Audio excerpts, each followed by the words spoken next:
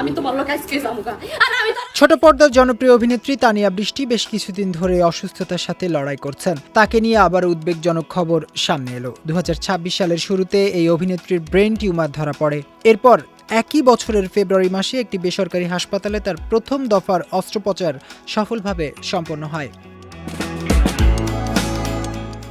তবে পরবর্তীতে শারীরিক জটিলতা বৃদ্ধি পেলে উন্নত চিকিৎসার জন্য তাকে ভারতের চেন্নাইয়ে নেওয়া হয়। সেখানে দ্বিতীয় দফায় অস্ত্রোপচার সফলভাবে সম্পন্ন হয়। এর কিছুদিন পরে চিকিৎসকের পরামর্শে দেশে ফিরে আসেন তিনি।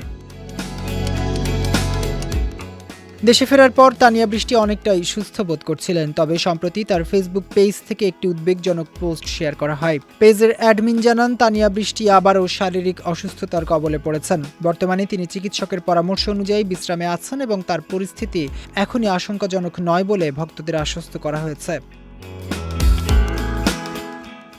পোস্টের মাধ্যমে এই অভিনেত্রীর পক্ষ থেকে ভক্ত ও শুভাকাঙ্ক্ষীদের কাছে দোয়া চাওয়া হয়েছে। সেই ফেসবুক পেজে তানিয়া বৃষ্টি বলেন, আপনারা সবাই আমার জন্য দোয়া করবেন যেন খুব দ্রুত সম্পূর্ণ সুস্থ হয়ে আবার কাজে ফিরে আসতে পারি।